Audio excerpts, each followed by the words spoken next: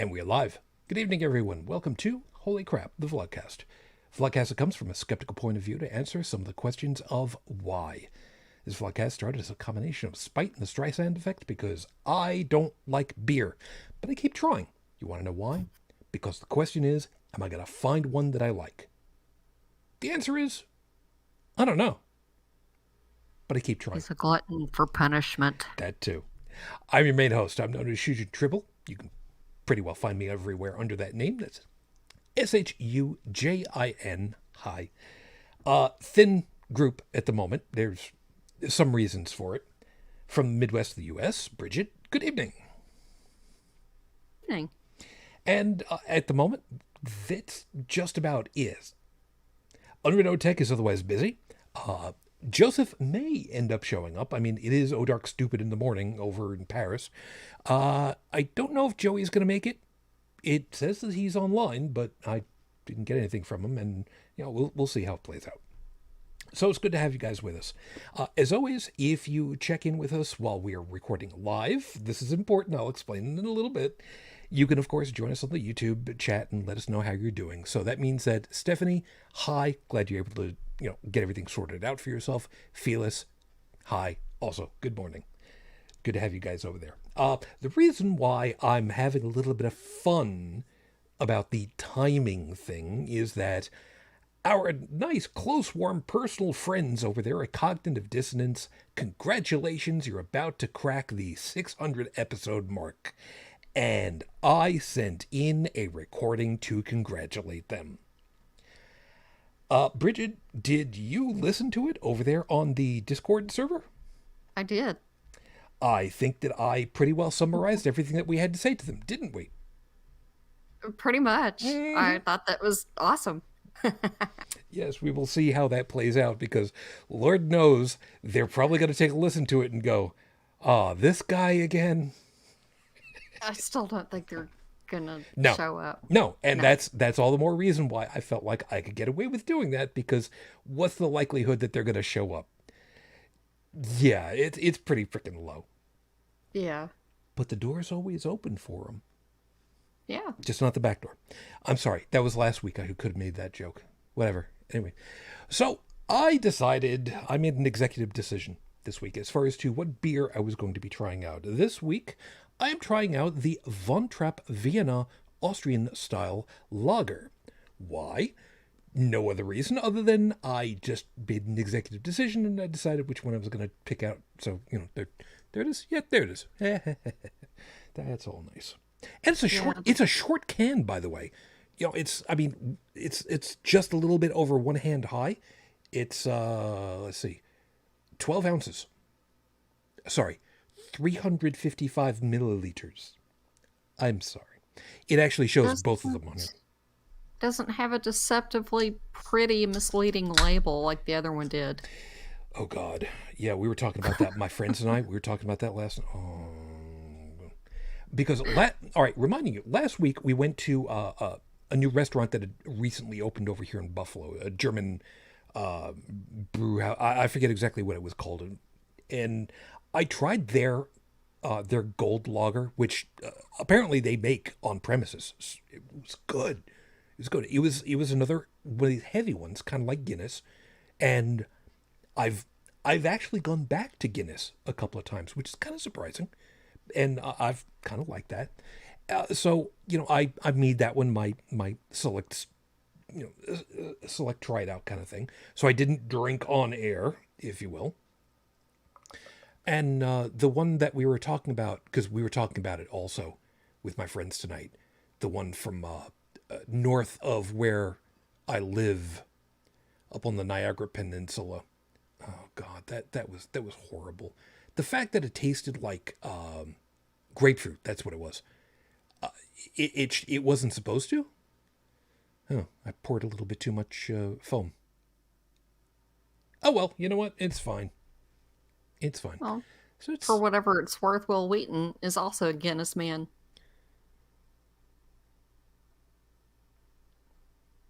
He's also a good person. Yeah, I love Will. Yeah, for anybody that's not followed Will Wheaton on any of the social medias that he follows, he's an amazing human. He's a wonderful person. He's an absolutely wonderful person. Also, J. Michael Straczynski. I follow him. Well, the Tribble account follows him. And every once in a while, he has this block of time where he just answers questions that have been lobbed over at him on Twitter. And one night, I just sent one over his way and said, look, you know, there's all these questions that people keep asking you, so I figured I'd ask you something you don't normally get. Are you doing okay? Didn't get a response on it, but you know what? That's okay. But he has interacted with the Tribble account before, so you know, for considering that this is supposed to be a lager, Von Trapp Brewing, Stow, Vermont, a little bit of Austria, a lot of Vermont. Yeah, Austrian style lager. The right color. Yeah. So I guess we find out how much of this fuzz I end up getting in my stash.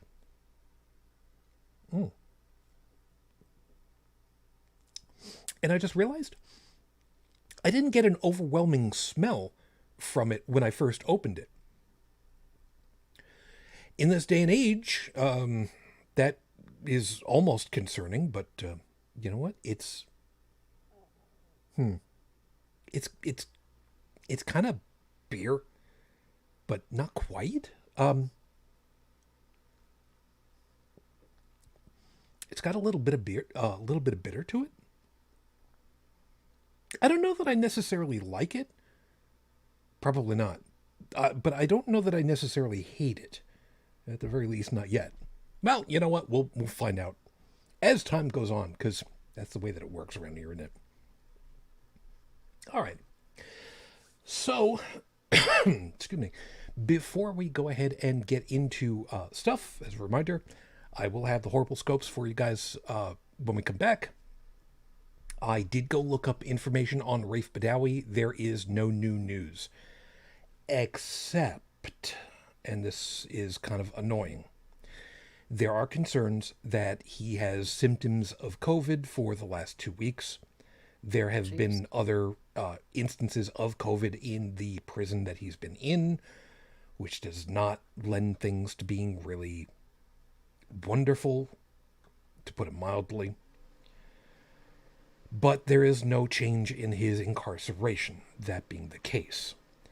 As of the recording of tonight's show, it has now been 9 years, 4 months, 13 days out of a possible 10-year sentence since Raif Badawi was unjustly incarcerated for thought crimes. Our thoughts, our hopes are still with you and your family. We're still waiting.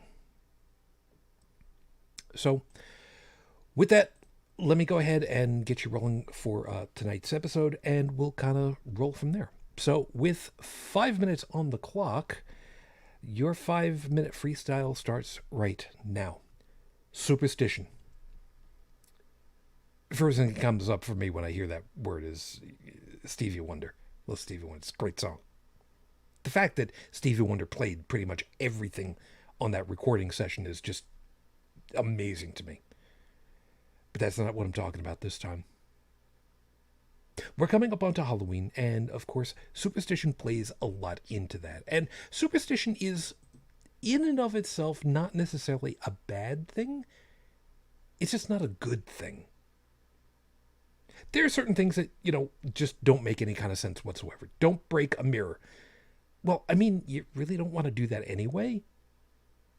Especially considering that that glass is usually gonna break into very long, sharp shards, and you don't want to be playing around with that. Don't cross a black cat. Well, I mean, if the cat's, you know, shorter than your knee in height, I don't think you got very much of anything to worry about. Don't walk under a ladder. Well, okay, you know what? That's a good one. From a safety perspective, that's actually a pretty good one. Don't test live wires by grabbing them. All right, that's not a superstition one. That's actually a good one to remember. If you want to test wires to find out if they're live, use the backside of your hand. Because if they're not live, you're fine. If they are live, your muscles are going to contract and you're going to punch yourself right in the face for being stupid enough to test a live wire with your hand, and you deserve it at that point. But there are some superstitions that really, again, they're not bad. They're not good, but they don't do anything wrong. In a way, I kind of have one. I probably have a lot of them, but there's one in particular. Ever since my wife died, 16 years plus now, I look to the skies. There's one star in particular, because when she died, I looked at the star maps, the legit star maps, and figured out that roughly, and I say roughly because who in the hell can be really that precise with figuring these things out? The time and date and the view of the sky when she died, there was one star in particular that was what would have been otherwise directly overhead at that point. And yes, I know they're not actually right there, but in the sky, what I could see. So don't give me shit. And whenever I've decided that I wanted to be talking to the memory of her, I go look for that star and I talk to it. I actually have to physically go outside and figure out where that damn star is, because where I live, there's a lot more stars than what I normally give credit to. But I look to the sky and I talk to my wife, who is long gone, 16 years. No way that she could ever talk back to me. And I talk to the memory of her, which is not any too much different than when people go visit graves and talk to their ancestors. In Japan in particular, it's a thing where, because there is so little land that's available, when someone dies in the family, they're cremated, they're put into an urn, and the family has a familial plot of land with an obelisk on it, and it has the names of all the people in the family who are interred. And right in front of the obelisk, there is a section, a plot of land, and they dig down until they find the top of whatever the next urn is, and they leave the remains there, and they etch the new name on the obelisk. And you go and you visit. There's nothing necessarily wrong with that, because trying to find closure, trying to find peace, trying to find some way of coming to terms with the loss, there's nothing wrong with a superstition like that. Until and unless they talk back to you. And then, that's when you have to worry about your superstitions.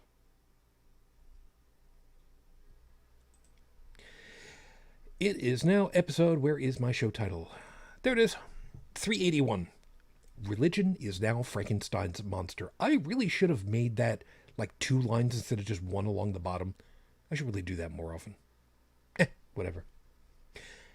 Unfortunately, I'm kind of sorry that Joseph isn't with us right now, because his big thing is always talking about how everybody is looking to leader. Oh God, what's Leader decider, provider for direction on everything. And catching up on some old podcasts, listening to, again, talking about cognitive dissonance, how they were complaining that at the time, and I don't remember when this was earlier in the summer, half of the Mormons said they would not go and get vaccination, even though they're, what do they call it? The Council of 12? Is that what it is? I think that's. Gosh. I think that's what it is. Anyway, they're top 12. The people who are at the top of this multi-level marketing scheme, they sorry. I think they're elders or something like that. Yeah, but they're top level folks have told their people, do this because do this. And what killed them was finding out, their Council of 12, whatever the title is for the group, they told their people, go and do this. And in the Mormon faith, this group of 12 are supposed to be like the closest thing to God. They are getting divine inspiration. They are they are the closest thing to God incarnate as far as their faith is concerned. And they have half of the people say, no, not going to do it. The Roman Catholics, the Pope has gone ahead and told everybody, go and get yourselves vaccinated. And I don't remember what the actual number is, because there are a couple of different Catholic groupings, depending as to how you slice and dice the data. But the infallible Pope, direct ear from God and to God, and the one who is, how did they word it, physically incapable of being wrong, has a less than 100% certainty from the congregations that they will get vaccinated, even though he said do it. It's kind of funny how you go ahead and you get involved with these groups, you talk to leader, decider, provider, and now suddenly, not so much. So we're gonna have a little bit of discussion about that, because, well, I mean, even though we've only got the two of us, we can have a little bit of a discussion. Plus, we've got Stephanie and Felix over there, so I'm sure we'll have something to talk about. Until we get some trolls, because I've been using the hashtag feature and the tag feature, and wow, it's amazing what happens when you start using that. I should have been using that, never, because I really, really, really hate these goddamn trolls. They're just annoying.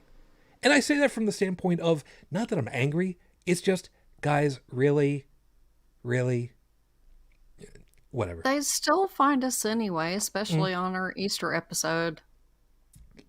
Well, they always find us around Easter. Well, hey, look at the bright side. Next week is going to be Halloween weekend. So, all the trolls will be out throwing pumpkins off of bridges. Folks, please, I know I say it at the end of the shows, but I'll do it in the beginning of the show this time. If you're driving at night during the October season, please be mindful of highway overpasses. Kids like to throw jack-o'-lanterns into traffic. I used to help with pumpkin patrol with the New York State Thruway. I've seen the pictures of what happens when mass suddenly hits highway speed windshields. It is... People die. Yeah.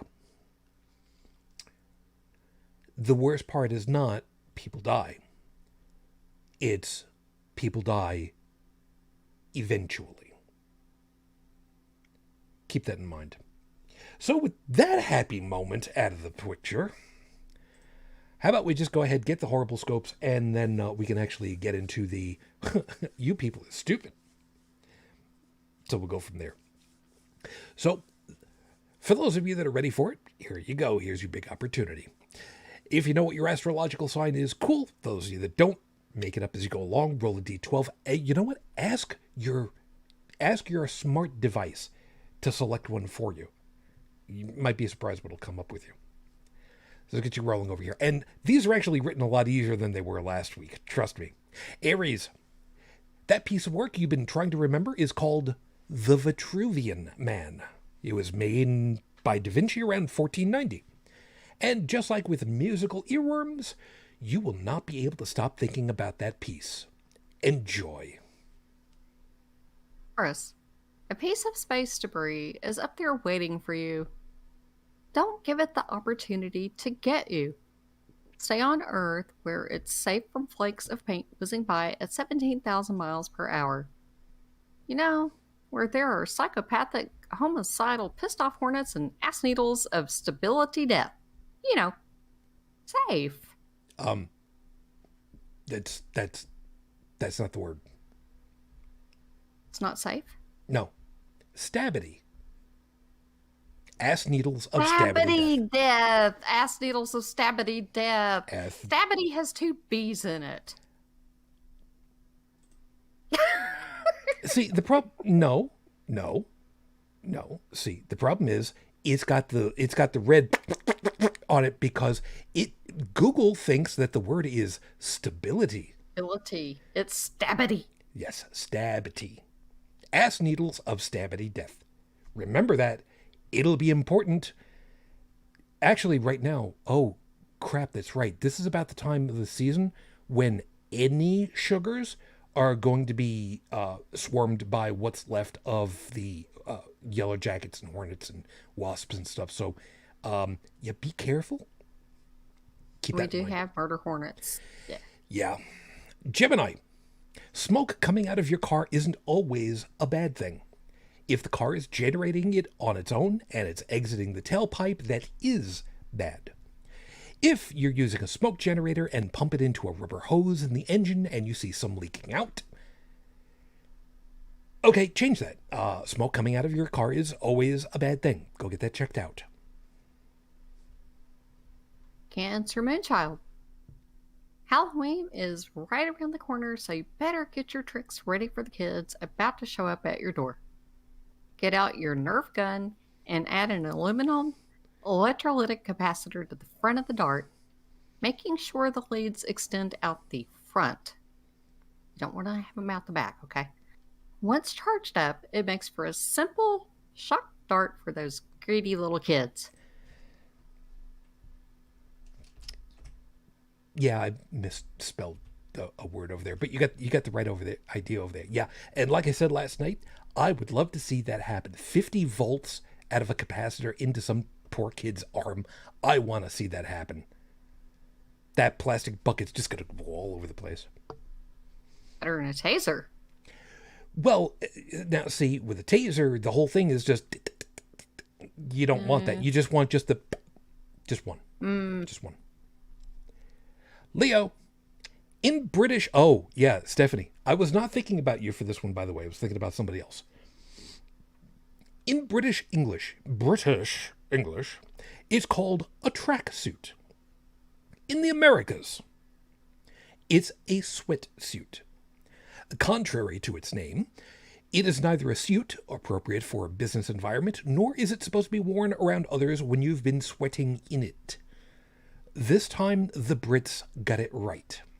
Only wear it at the track when you go running, and not to the Cheltenham Festival. Yes, I'm certain that momentarily Stephanie is going to be, oh, and look, Gloria's there. Gloria, on behalf of all of us, fuck your face. And you are gone. Do you have against athleisure wear? Come on. Hater. Virgo. Failure precedes success is a long-term truism. Stop seeing all your failures in a negative light and see them for what they are, bumps on the road to fulfillment. Once you do something right, give up on it and move on to the next set of failures. It's kind of like the Peter principle. Once you got something right, just give up on it and move on to something else. Libra. Pole dancing is far more difficult than you ever thought it would be. Remember the jungle gyms you climbed when you were a kid? It's way harder than that. It's Cirque du Soleil levels of practice and dedication to do it without hurting yourself, never mind doing it well. Cancel that order for the home version pole and save yourself from weeks of traction in bed. Yeah. Bath that's flown into your basement in 3 easy lessons. Step 1. Verify there really is a bat in your basement. Step 2. Set out a piece of paper and wait for the bat to leave some excrement on it. Step 3. Write on that paper that you're transferring ownership to the house to the bat, whose DNA is on the paper. That bat is now caught picking up the next 25 years of your mortgage. I have never heard a court say that you can't do that. It's an idea. Downside is, I don't know that a bat would live 25. You know what? We'll figure it out later. Yeah, if he's stuck with the mortgage, who cares? Yeah, it's true. Sagittarius. Online dating groups don't know you very well, and that's your fault, not that we blame you. Being a bit more of an introvert with trust issues means you won't give out many details about yourself to strangers, which is perfectly understandable. Maybe find a profile of someone who wants a daring adventure and kidnap them for a weekend. Since you're the quiet type, everyone will suspect you, so brush up on your poker face. Capricorn. Roller coaster season has come to an end, and just in time, too. With only weekend availability for rides, the parks are all ramping up for Fright Fest. Enjoy the haunted house with that one friend who loves all things horror, and enjoy the critique they'll have for the event. I have a buddy of mine that I was specifically thinking about because that's the kind of person he is, and I've become that person too now, which is fun. Aquarius, the internet has taught us many great things, but you need to learn one very important one. The best way to keep your toilet clean is by sitting on it every time you use it. Blame Hank Green for that one. Sees. You remember that Frank Sinatra's nickname was Old Blue Eyes, but did you know Brent Spiner from Night Court had an album called Old Yellow Eyes is Back? And his backing vocalists on the song It's a Sin to Tell a Lie was LeVar Burton, Michael Dorn, Jonathan Frakes, and Patrick Stewart. What we're saying is, get in good with some relatively unknown actors, and you too could have a recorded career. Somebody pointed out that it really should be Sir Patrick Stewart because... It is Sir Patrick Stewart. Well, he has been knighted. Well, yes, now, but I mean, referring to what he was doing at the time, he wasn't Sir at that. All right, I will correct it. True. I will correct Well, it. he wasn't Sir at that point in time. You're right. But the question came up. So does that mean that it's retroactively added? Because, you know what? We'll figure it out later. I don't know. You know what? I like him enough. I'll do it anyway. I don't care. Because the last thing I want to be doing is going ahead and saying Brian Blessed and then talk about Flash and have somebody say, no, it's Sir Brian Blessed, thank you, as Voltan back in 1980. I don't want to have that argument later. So those are your horrible scopes. How do we refer to Brian May then? Is he Dr. Brian May, or is he Sir Dr. Brian May, or Dr. Sir Brian May? Oh, for the love of... Oh, no, it would be... Oh, crap. He was knighted? I think he was. Was he not? I don't know. I'm gonna have to Google that. You go ahead and you do that. And those are your horrible scopes for this week. Remember, if you enjoyed them, that's entirely accidental, and I don't care, because nobody bribed me for this week, so you get what you paid for. Which you didn't pay for it, so tough. Deal with it all later. No, he hasn't, but he is CBE. So he's Commander of the Most Excellent Order of the British Empire. Does that confer a Sir on him? I don't think so.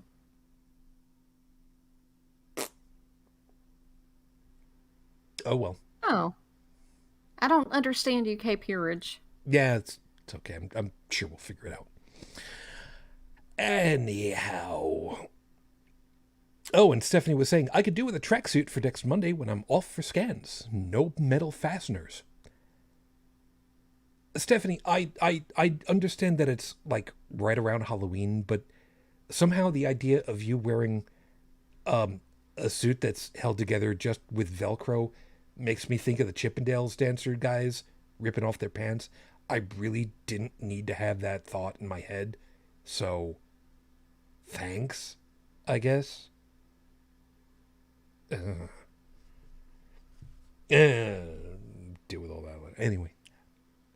So back to the actual topic at hand, because oh my Lord, let me tell you, when I heard the guys over Cogniz talking about this, it absolutely floored me, because like I said, Joseph is always on about the leader, decider, provider, and it fell right into that trope. The idea that these top of the rung folks are saying you really need to go ahead and do this, and we're telling you to do it, and half of them are just like, nope, go piss up a rope. So what's the point? Seriously, when all is said and done, what the hell really is the point of people being part of these organizations if they're literally not bothering to do what it is? The one thing where we hear theists say, well, as an atheist, you just want to make yourself as God. Wow. Amazing how that projection suddenly happens when half of Catholics at one point, and half of the Mormons, and roughly half of the Evangelicals, who have, some of them have been told to do it, some of them haven't, admittedly, are just like, no, I want to do it my way.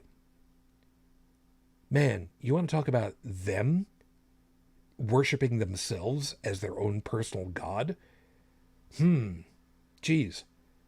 Almost feels like that projection thing finally came full round to biting them in the ass, doesn't it? This is the part where you cue in a little bit. What part do you want me to cue in on? Any piece that catches your attention, because, I mean, the absolute absurdity of this whole damn thing is positively hilariously funny to me in a sad way. People not wanting to get vaccinated, or Well, the fact that the fact that they're not wanting to, even though they are obligated to as a religious obligation. well, what the hell is the point of so many of these people when, well, let's kind of, all right, let's back it up a little bit. Joseph keeps talking about how so many of these people have, is the right word issued critical thought? I'm thinking of the right term. They basically throwed it overboard. Yeah. Good, I got the right one. Yay! I actually can English tonight. All right. They've. Well, I think it's more like eschewed, not issued. You know what? That might be my Long Island accent creeping into me again. They've issued. Mm-hmm. Screw you. Issued critical thought for self as God at this point. Because if their religious leaders are the ones who have been imbued with the authority of the Almighty, and they say, you need to do this, and half of them come up and say, nope. You know, it's kind of, who's listening to who here, and who's listening to what? Like I said, we've been told that atheists just want to sin for themselves. They want to have a sin-free life because then they don't have to have sin. They want to make themselves their god of everything. And at that point, isn't that exactly what these religious folks, I was going to use a different F word. It's not the one you think it is. Isn't that exactly what they're doing then? Well, the thing that you keep forgetting, and I think that this is, I'm not going to say it's uniquely a United States problem, but you see a lot of it here. And I've got a cat that I'm going to kill. That would be you. Is even though the religious leaders have said, yes, you need to do this and it's okay, I think some people may be looking at that as, okay, you're paying lip service because this is what you're supposed to say, but you don't really mean it. Wink, wink, nudge, nudge. Or there are other people that are so deep into the Trump Kool-Aid and the QAnon nonsense and all that they're like, we really don't care what our religious leaders said. This is what Trump says. But the thing that kills... There are people in North Carolina, large groups of people in North Carolina that are trying to get a religious exemption because they think it's the mark of the beast. Yeah. Yeah, and They try to get seriously religious. think that. Oh yeah, I know, and what's even, I don't want to say even worse than, but what's really bad about that is that they're trying to use the excuse, and I'm saying it's an excuse, Hmm. that they want the religious exemption because allowing the vaccination would be government speech being imposed upon them, and uh, and federal state sanctioned. Uh, I'm not quite sure exactly how to word it, but I'm hoping that you kind of get the idea that they're basically saying we don't want the government dictating what our religious speech is going to be. Our religious speech is that we think that it's the mark of the beast, whether or not it's true or not doesn't matter. It's our sincerely held belief, and you can't tell us otherwise. So, bleh. Yeah. And the even crappier part about it is that there are still those that are out there that are just like, well, you know what? For $50, I'll fake one for you. Oh God, I love it when those people get caught. I love it when those people get caught. I'm waiting for one of these folks to get caught at like a border crossing, and they're now trapped on the other side of their border for who only knows how. Actually, wait a minute. Forged documents at a border? You might do time on the border side that you tried to get across to before being ejected back home and being disallowed from crossing the border again for what, a decade or more, if ever. Yeah, somehow I don't think these people would really want to do time in a Mexican prison system. Or any prison, because I was specifically thinking of Canada.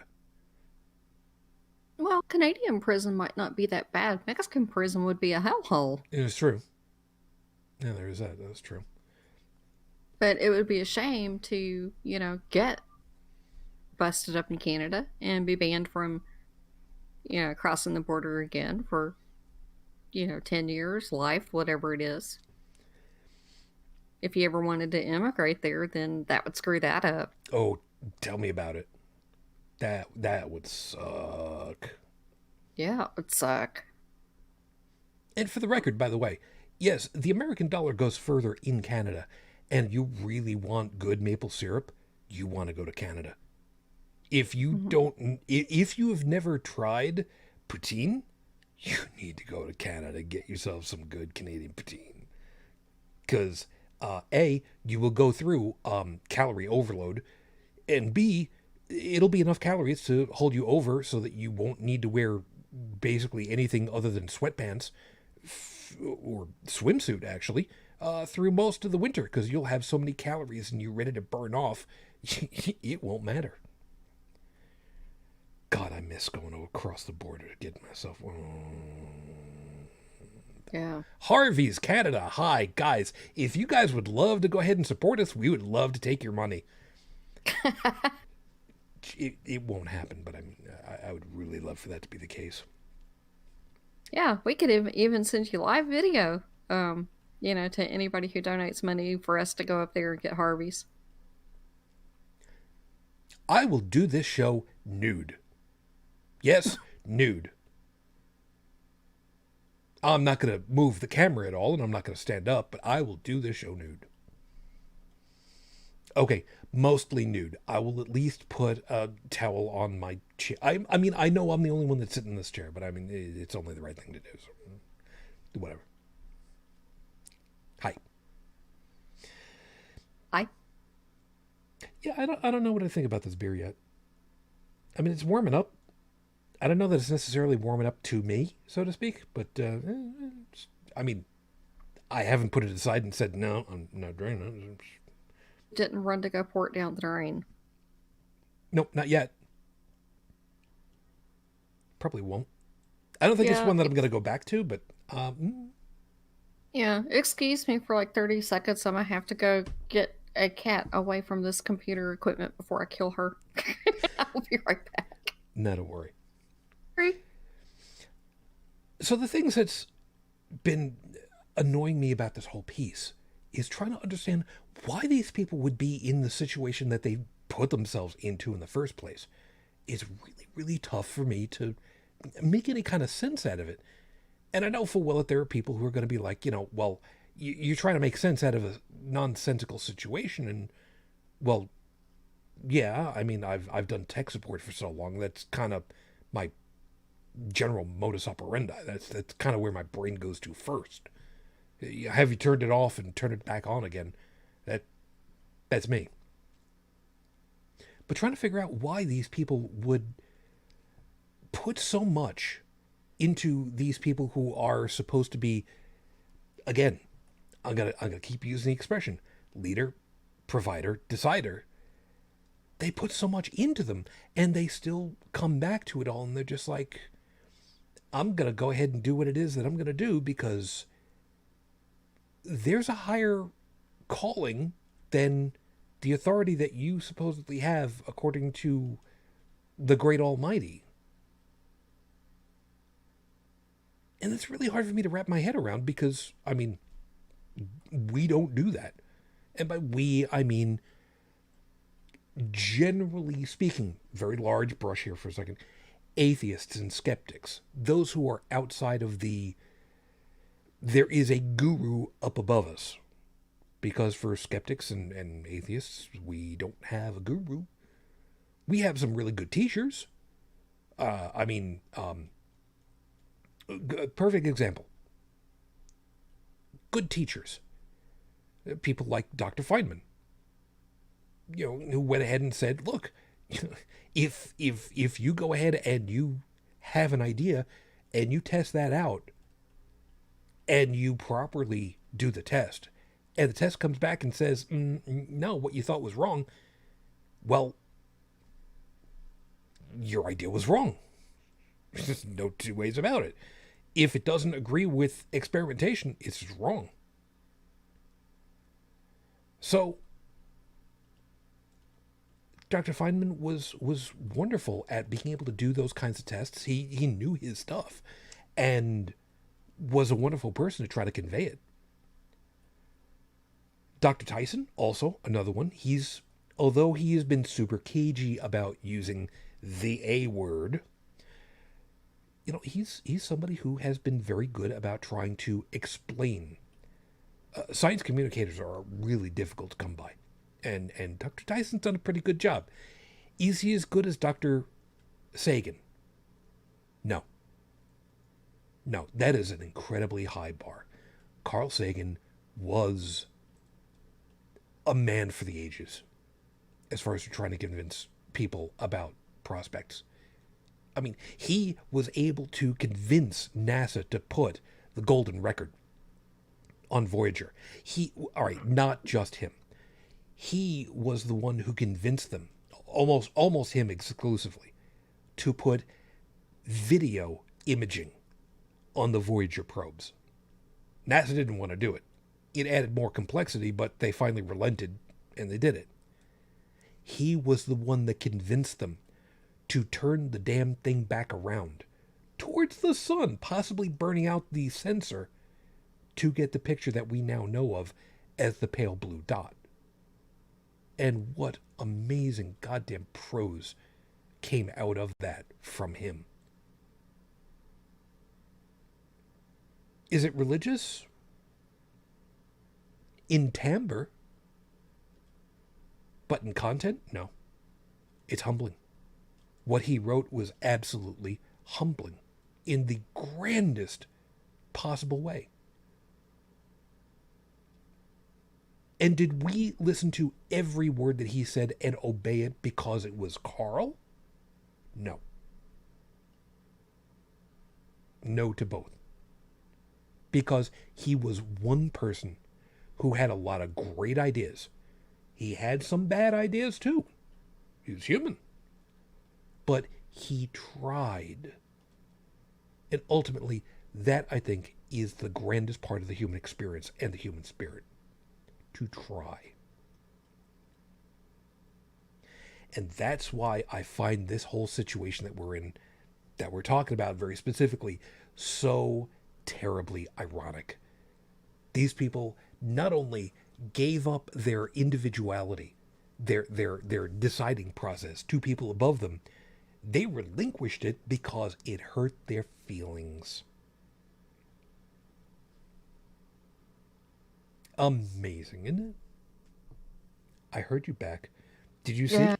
Did you see Phyllis? No, kill the kitty. No, kill the kitty. Well, if she happens to mess up this computer equipment, I'm gonna have to kill the kitty because this is not my equipment. Oh, that could be a problem. Yeah. Yeah, you don't want to have to try to replace products in this current climate because that'd be No. bad. That would be really, really bad. And it's not my equipment, it's my former employer's equipment. Oh, that's right. Mm-hmm. Until and unless they tell you, yeah, you can keep it. Which, by the way, is it even worthwhile equipment? I mean, the laptop itself is not bad, but I still don't want to have to be responsible for replacing it. That's fair. That's fair. Especially if the cat happens to tear up the box and pee on it and she's trying her best.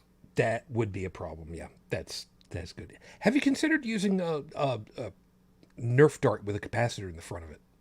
If I had one, I would shoot her in the ass with it. Therein lies the problem right there. You need a Nerf. And I can't yell at her to stop because she's deaf. Oh, yeah, that would be. Yeah, that's not going to work. I yell at her anyway, but she can't hear me. Well, of course you do. You're senile. Yeah. Notice, But- everybody, that was not a no. That was not a no. I'm not saying that you're wrong. But therein you're lies not wrong. but therein lies the problem. If you go ahead and say, "Yep, I'm senile," yeah, how do we? Okay, if you actually are senile, you're not in the right way of going ahead and accepting that answer and being quite correct about it because you have no way of judging it. But if you're not senile, but you say yes, you're lying to me. So If I am or not. you're not allowed to go up flying a bomber. Is what it comes down to. There's a literary reference that, goddamn it, I actually know what the hell I'm talking about, and somebody's gonna figure it out later. No, I wish I knew what to do about this cat because, there's been PlayStation 3s that she's peed on, cell phones, all sorts of things, and I don't know why. Marketed as her own. Stephanie has said, sign language? Yeah, that's, that, I don't think that's gonna work. I don't think that's gonna work. And Groucho's not deaf, and if you get any ideas, you're going to be a member of the 82nd Airborne Kitty Brigade. People wondering why we keep talking about trebuchets instead of catapults. Catapult. Yeah. Gotta catapult this cat.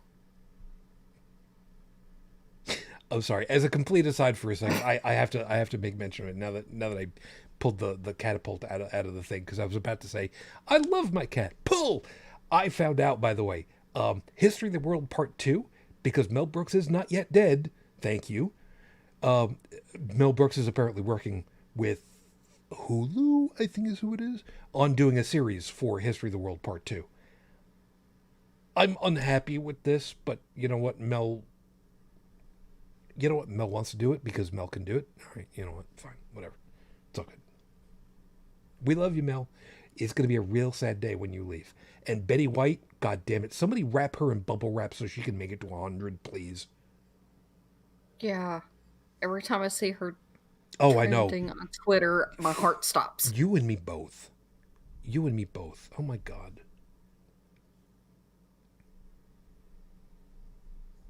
You know, if it wasn't for Lucille Ball, Betty White would have been the successor to Gracie Allen.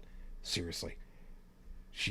Gracie Allen, just anybody who's not paid attention to George Burns' Gracie Allen back in the 40s and early 50s, oh my God, you have absolutely missed on some beautiful, wonderful comedy.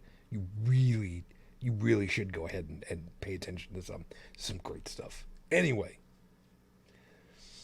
And no, the line was not, say goodnight, Gracie, goodnight, Gracie. No, the line was, say goodnight, Gracie. Good night, folks.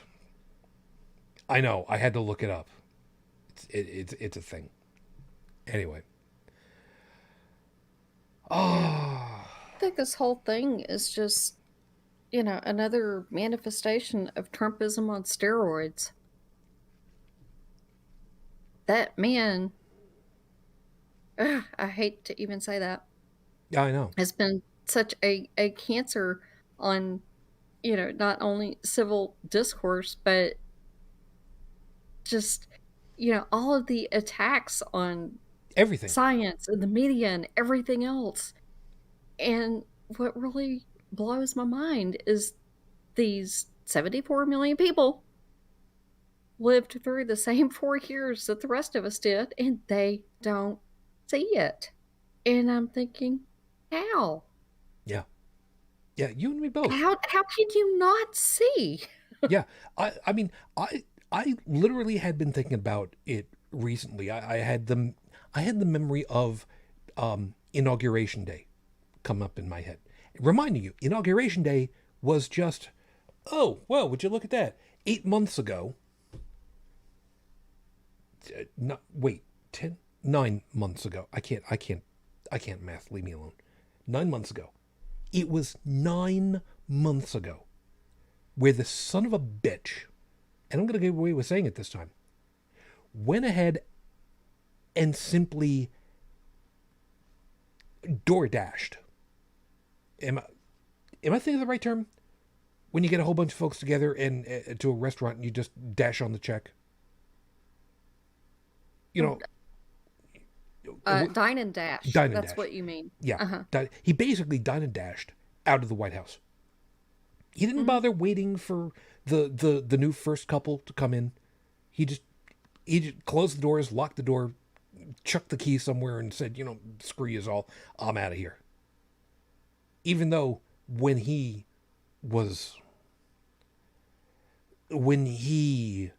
became president, I'm not going to say elected because he had fewer votes. He gamed the system.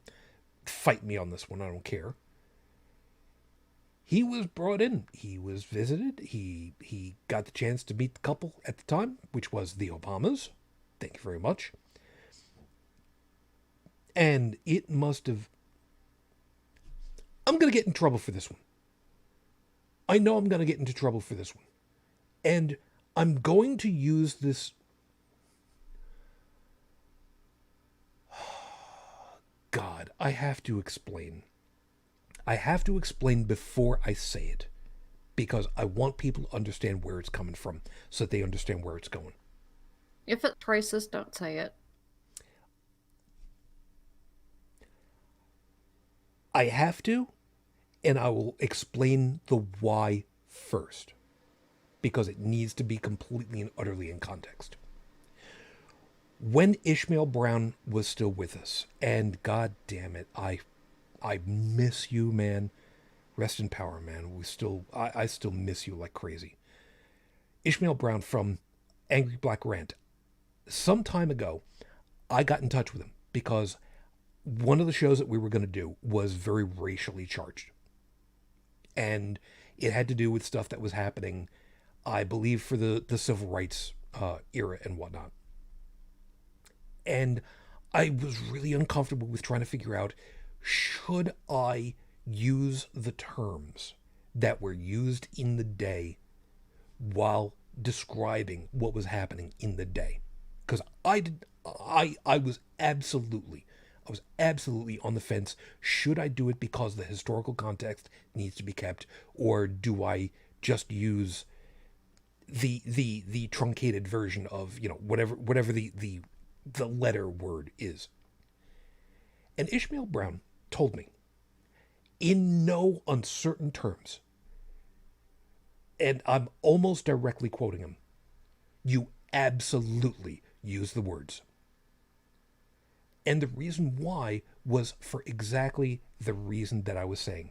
The historical context needs to be kept. We need to be reminded every once in a while how viscerally wrong those expressions are, and still are, and will continue to be for the rest of everything. And we need to face up to exactly those problems. And just using the letter word doesn't convey it sometimes. Sometimes it needs to be there. So when I have to go ahead and preface before I say something, please understand, I am actually really and truly on the fence, but I honestly and truly believe that this needs to be there for the context to work correctly. And if you disagree with me, I completely and utterly understand that. But please understand also that I'm saying this not because I believe the expression in any way, shape, or form. I find it viscerally wrong. But in order to get the right context in there, this is one of those few moments where I feel like it needs to be said in order to get it. When 45 was selected to be the next president, and he went to the White House and visited with the first couple, the Obamas, with the way that we know that he has been, with the way that he has shown himself, with the way that he conducted himself at the time in that facility, in the news record, it is very easy to look at his face now and realize behind his eyes, he had to have been thinking to himself, when do I get this nigger out of my house? Like I said, I don't say that lightly. I don't. But that needs to be addressed because Trump and Trumpism is viscerally, absolutely categorically a stain, a cancer on society. But, and this is the worst part of it, but he's the symptom. He's not the cause. That's the problem. That is the biggest problem of it all. The leader, provider, decider has been, in a lot of cases, especially like this, it has not been the exalted ones on high. It's been the exceptionalism, the tribalism, the I got mine, you go ahead and get yours however the hell you can do it because I'm not going to help you. That cancer has been there. And that cultural problem has been there for, well, we can easily say decades, straight off the bat. It's been there decades. The talk about the folks from the wrong side of the tracks, the wrong side of town, the ones who have been isolated because of racial divides and social economical situations, and them being considered the others. Why should we pay reparations? Why should we try to help them out? Everything's good now because, I mean, you got a black president now. I mean, everything's fine, right? And all this bullshit. And these people still want to believe that what they believe is the ultimate right.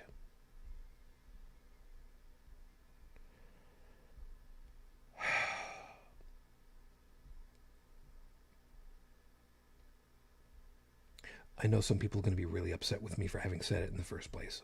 I completely understand that. I absolutely, unequivocally, I totally get it. I'm not even going to bother trying to say the word this time. There's too many times. And Brigid, I do truly hope that I have not utterly disappointed you by having used it, because, like I said, it's one of those things where I don't like saying it. I don't like thinking about it. But I trust I trust the perspective that Ishmael gave me, and it made sense. And I don't like that we have to do it. I don't. Let me Well, rephrase I mean, that. we know that Trump is racist. He's always been racist, Yeah, and the whole birtherism thing he started, yeah, and that was all about racism. yeah. But again, the biggest problem of the whole damn thing is that he's a symptom. He's not the cause. Right. That's what hurts. What is it? Stephanie's pointing out it goes back centuries. I think Mm-hmm. you can trace it back to the 15th century in the UK. Yeah, I mean, in I can only speak to the U.S. because I mean, I'm over here, and that's where I know best. I can't speak to the UK because I really don't speak your language. I try. I mean, I can understand it, but it's kind of the same way that Chewbacca and Han Solo, they understand each other, but they don't speak each other's language. I mean, I understand you. I can't speak it. I try. Do you know how hard it is to say the word color with a U in the middle? It's hard to do that properly. I keep trying. Anyway, levity aside, the problems have been endemic in my country, in our country over here,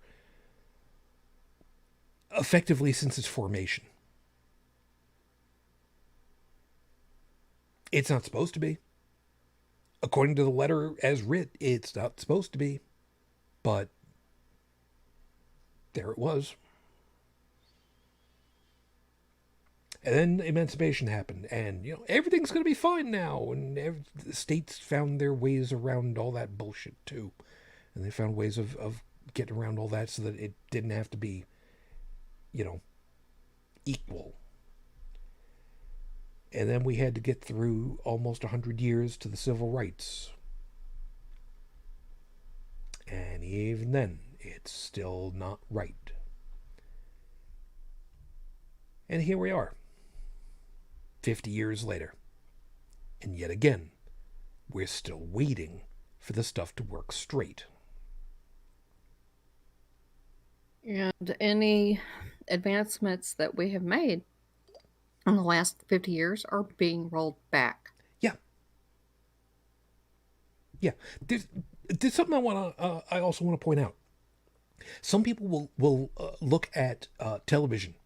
I know this is going to sound like it doesn't make any kind of sense. Just bear with me a second. Television from the 70s. I'm going to direct you specifically to game shows. I happen to specifically love Match Game. And there were racial jokes that were made. MASH. Also, there were some racial jokes and comments that were made. And I'm using these two specific examples because they were done in a fashion, especially with Match Game, where it was poking fun at how absurdly stupid those statements were. And they were generally speaking, they were very light. They were not demeaning in any way.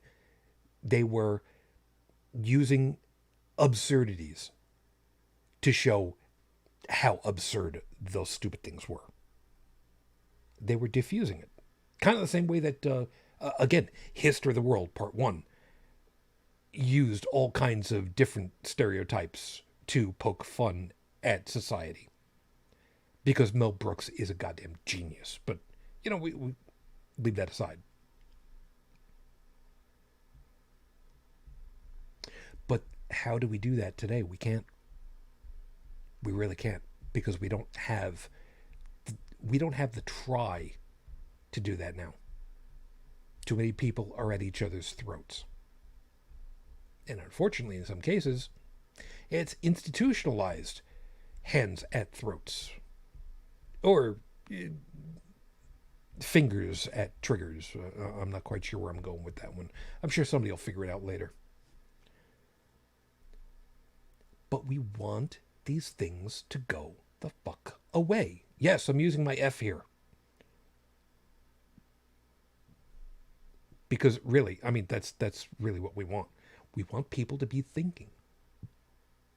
We want people to be thinking. We want them to get rid of these dumb ideas, these dumb concepts.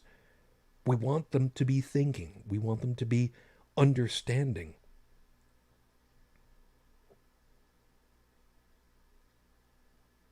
It's not going to happen though.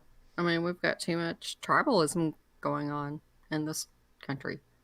And yeah, my dumbass of an AG, which I did not vote for him because he's a tool. I've known that he's a tool for the past 12 years. Decided to have this huge press conference with all these other, AGs and GOP governors because he's just outraged that the DOJ wants to do something about, school board members getting death threats. He's on the side of the people making the death threats. I mean, how screwed up is that? Massively. But he thinks the DOJ, it's chilling speech for them to get involved. And I'm like, but the only reason why they're even being involved is because of death threats. Yeah, and it doesn't make sense. No, but that's the side that he's on. Todd Rokita. Yes, I said your name, Todd Rokita. You're a tool. And so is Mike Pence. Well, but, you're leading the bit now. That's for later. But he's on the wrong side, and the other local funny part about this, which I'm kind of going off on a tangent here, but it is kind of related to Mr. Rokita. You're worried about going off on a tangent after all the stuff that I do? Are you kidding me? Mr. Pence is, my buddy Abdul was, invited, via robocall, granted, to go to a, briefing that Mr. Rokita was giving at the State House. And, Abdul's been going to stuff for like 30 years. He has press credentials. He was invited to go to this to cover it as press. He shows up to cover it at the State House at said time and gets turned away. Because Todd Brigid doesn't like Abdul because Abdul's mean to him and gives him bad coverage in all of the political commentary, pieces that he does around the state and on TV. Let me guess. By is mean to him, do you perhaps mean is as objective as possible and reports on the facts? Yes. That's what I thought. Yeah, it's a tool. Todd Rokita is a tool. And yes, Abdul, when he had his own show, gave him plenty of free airtime.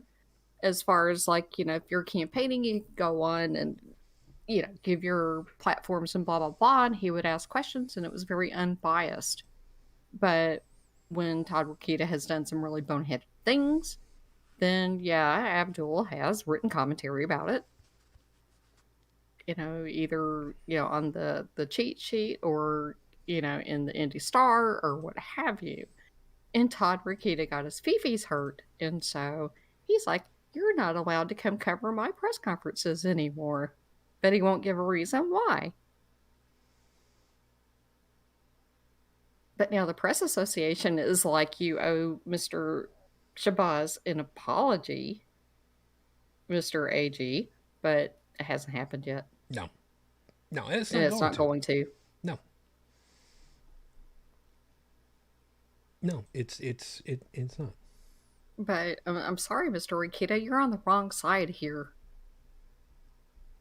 First you're violating, the Constitution that you swore to uphold and defend. Freedom of speech. The press is allowed access. If you're a legitimate press source and you have credentials, then you should be allowed access to this presser. Should you not? folks that are not watching the video are probably going to probably wonder why I'm being so quiet at the moment. Those that are watching the video would realize that I'm kind of Thinking. scrunching up my face and trying to concentrate really hard. Uh, my knee jerk reaction is to agree. I'm trying very desperately hard, and that's part of why I'm kind of concentrating a second. I mean, if it's a valid media source that is not a propaganda outlet. But the problem becomes who gets to decide that? And that's where it gets to be a big pain in the ass. And we know it. Because as soon as the pendulum swings differently for which political party, all the rules also get flipped on their head.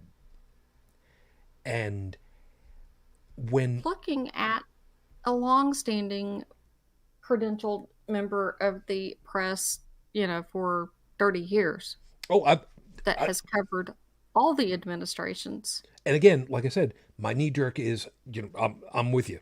I'm absolutely with you. What I'm doing is I'm trying really hard to try to find where there would be legit reason for limitations. I'm trying really hard. I'm trying to find a reason to give benefit of the doubt.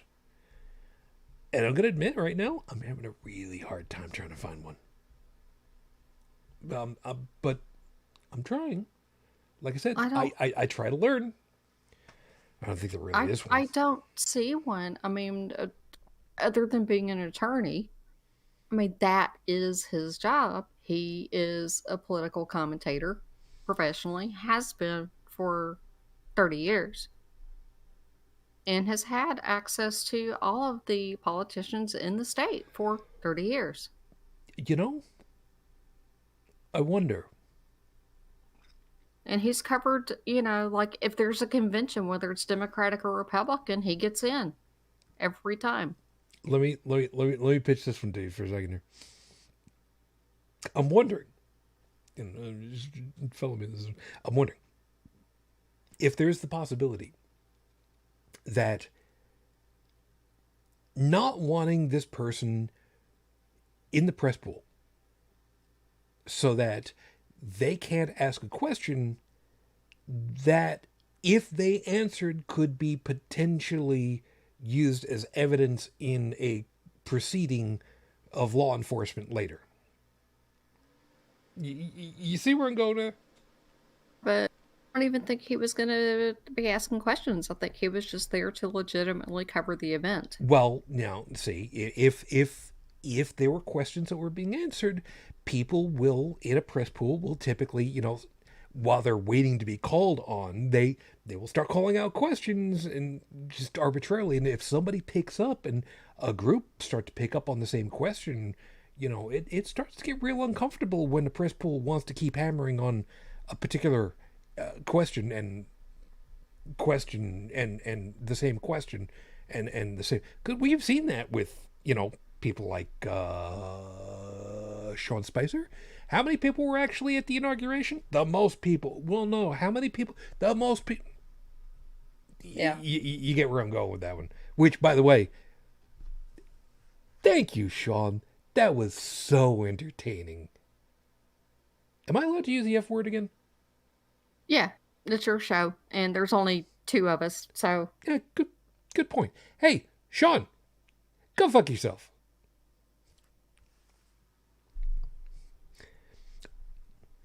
God, of all things, he ended up on Dancing with the Stars. That's only like 2 steps. Not even. That's only like 2 steps above what was it, Circus of the Stars back in the 70s. Seriously? Yeah. Oh, whatever. You kids don't know anything about Circus of the Stars. It was. I don't even understand it. It was horrible. I don't know why, but. Oh, anyway. Or the what was it, the celebrity boxing matches? Oh God. Okay, so I finished the beer. You did. The beer got better. let me rephrase that. It got less bitter as it went along, which could be because it got warmer. It could be because I was sipping at it. I'm not quite sure. Would I go back for this? I don't think so. I don't think so. Without knowing where the bitter fell into, but okay. I mean, I definitely wouldn't choose this. I probably won't choose it again. Definitely won't be choosing it again. But you know what? I got through it, which is more than I can say for the other one from a couple of weeks ago. Holy Jesus. Yeah. That was horrible. That one was no. Anyway,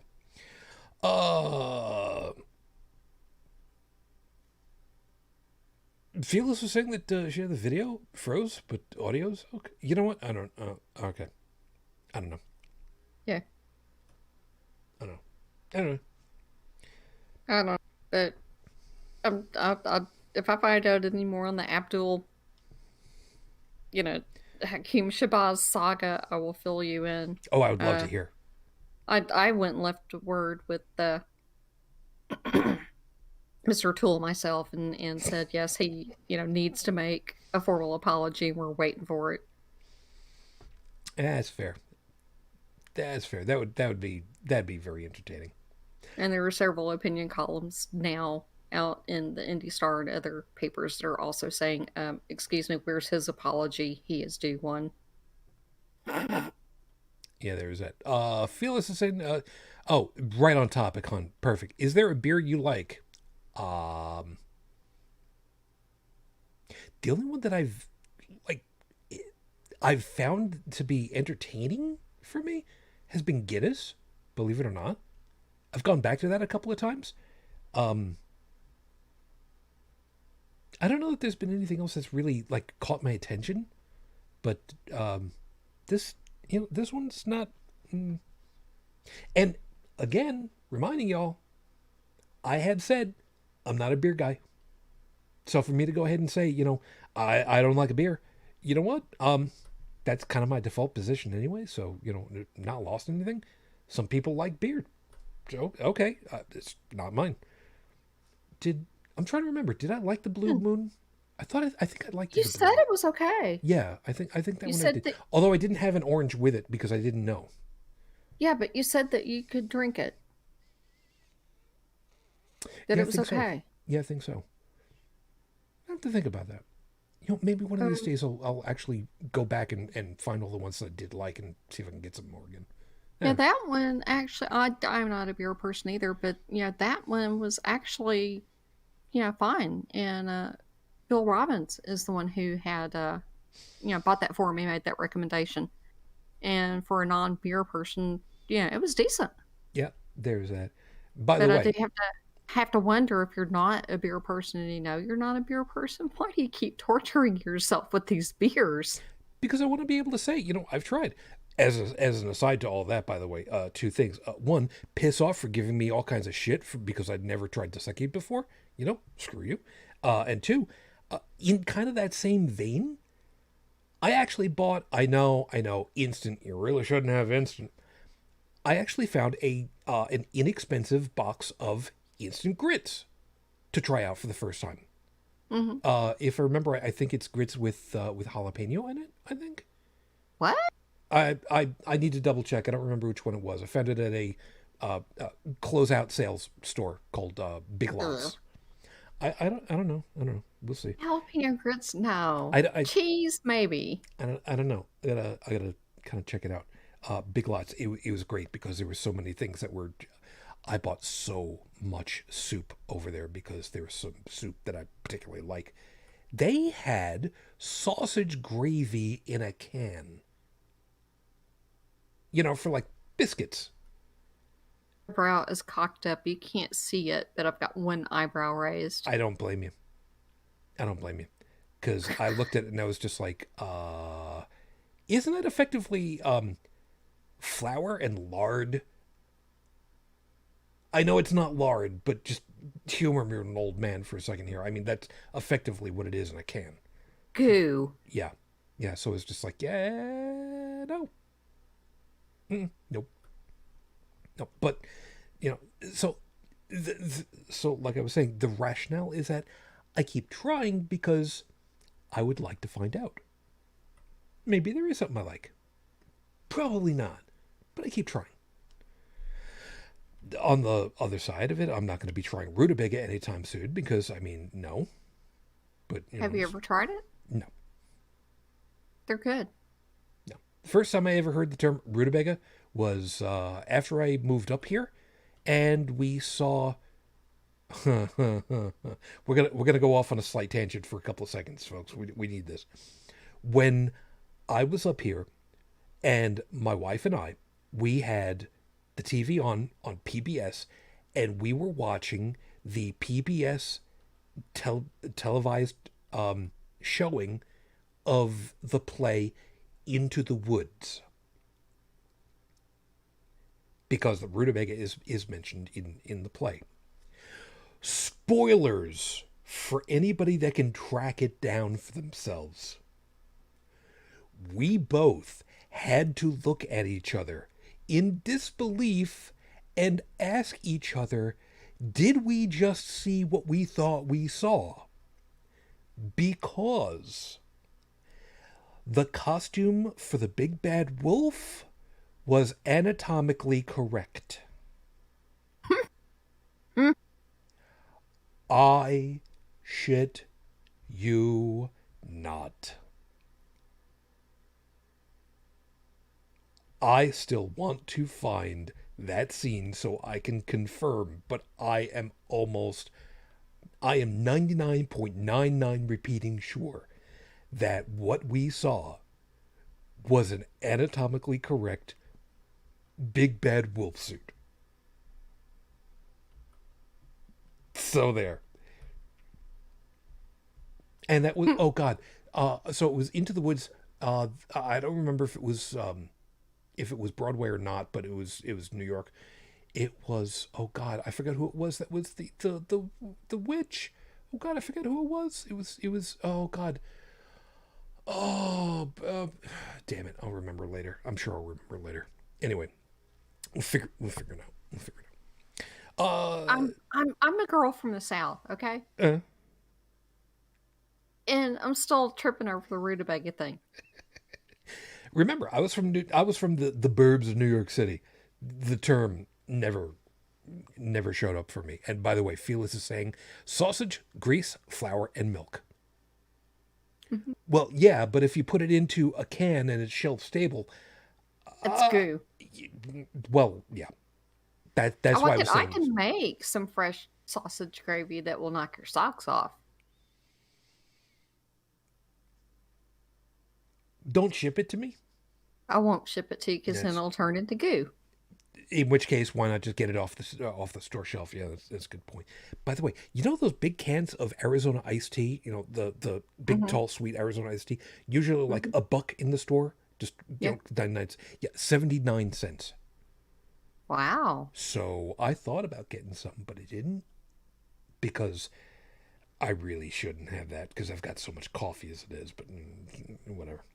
Well, I want to get back to the rutabaga thing. You've never tried it. You said you're never going to try it.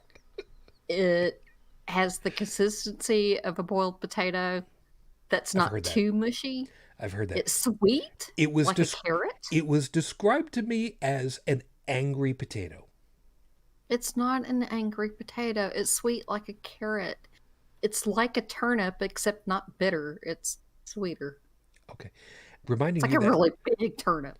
When I was growing up, carrots were the little itty bitty frozen industrial cube carrots that I think back on now, and I think to myself, those were probably pulverized and formed carrots, because I'll be damned to call them carrots now from what I love. I'm talking like real, honest to goodness carrots that you have peeled yourself and boiled them. They're sweet like that. I get you.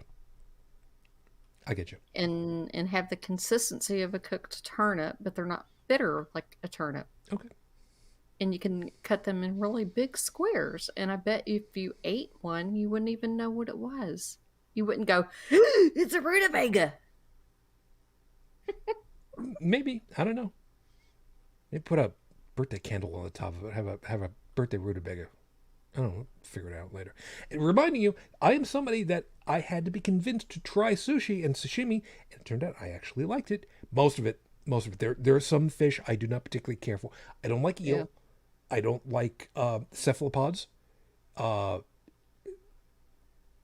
I like calamari rings when they're Yeah. not overdone. I Yeah. found out that overdone I don't like calamari them when is, they're rubbery. yeah. Yeah. If it's a rubber band, it's been done wrong, which is all too easy to do apparently. Oh yeah. But the hell do I know? So I've tried octopus before, and it's not bad, but I can't get past the little sucker Yeah, I get you things. there. That's yeah. I get you there. Swede is sweet and a nice addition to any stew or baked. Swede is English term for rutabaga. Oh, okay. Learned something new Yeah. today. Did too, but she's right. Yeah. As an aside, by the way, into the Into the Woods is on Disney Plus. Don't have it. I also don't have any streaming services. So, yeah. That's kind of the way that was. What was the other piece that I was thinking of? Oh, balls. I lost track of where I was. Anyway, figure it out later. I'm sure I'm sure I'll remember it later. Doesn't really much matter. The how far back on track do we really want to get? Because I hate. You know what? I'm gonna go kind of parallel to the real thing. I'm pissed off at these people. I'm so over these people. So I have to kind of backtrack a little bit. The numbers that I had that were like 50% of Catholics and 50% of evangelicals and 50% of Mormons, that was far earlier in the year. As time has gone on, those numbers have changed a little bit for the better, but it's definitely less than 100%. But I mean, I am so done with these people that don't want to do the don't kill me juice. I really am sick and tired of somebody had pointed out that I forget where it was, but I think it was on the left coast, that a whole bunch of firefighters had gone to town hall, city hall, whatever the hell it was, and as part of their resignation because they were under a deadline to get vaccinated, they had to get vaccinated to remain as EMT, fire especially. Yeah. They left their boots on the steps of town hall, city hall, whatever the hell it was, which is typically a thing that's done for those that have died in the line of duty. And somebody pointed out, these people are doing it as a form of protest, which means effectively that what they have done, because it is not noble, because it is not for the good of people, and it is not in any way, shape, or form valorous, that what they've done is effectively, if not legally, although I don't know that there's an actual legal thing for it, it is effectively a stolen valor. Or a fake valor, or whatever the hell the term is for those people that they wear military uniforms and they got all the wrong stuff on it, and they try to they try to come off as somebody that was a vet, or stolen valor, or whatever the hell the term of it is. And you know what? I completely understand that, because these people are absolute tools. You want to go ahead and run into a fired building and hope to hell that stuff doesn't drop on you, and your air tank is working right. Great, perfect. But you don't want to take the don't kill everybody juice, and you're going to go ahead and you're going to fight tooth and nail to keep a job that says you're not going to keep the job if you don't do it. I got nothing on these people. I flight, don't understand it. yeah, flight attendants, emergency services, hospitality, meaning people making your foods. You know, I got nothing with these people. I can't. I am now at that point where I have turned into a '90s teenager. I just can't with these people. You know. I know it makes me old to say it that way. You know, I don't care. Yeah, uh, as far as cops in New York, number one cause of death last year was COVID. That's right. That's right. I forgot about that part. That is absolutely right. And who has a more dangerous job than cops?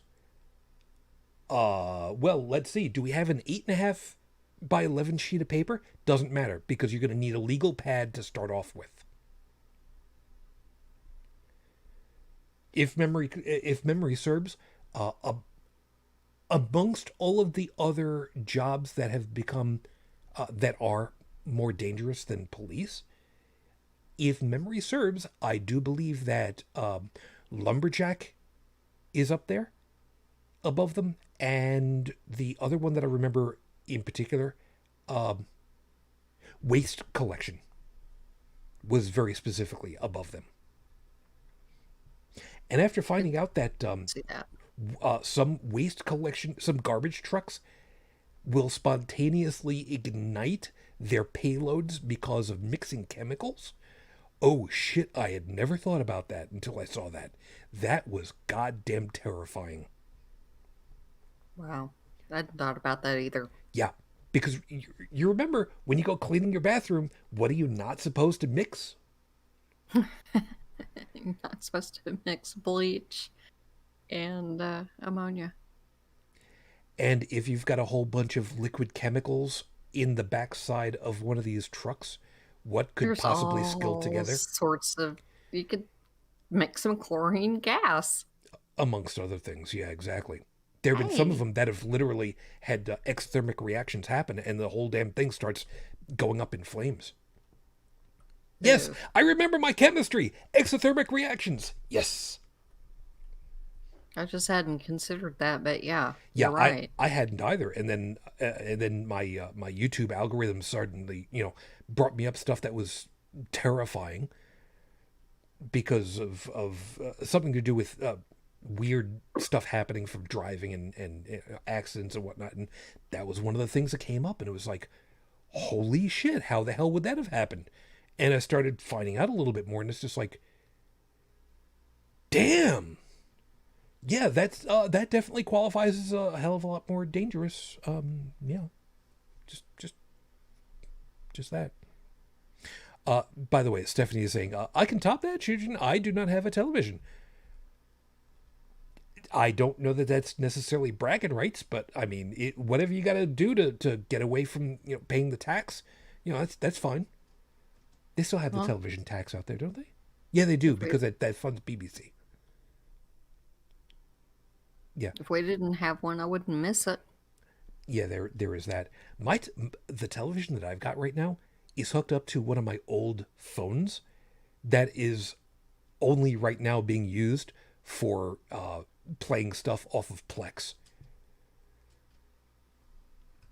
my personal Plex server. So there is that.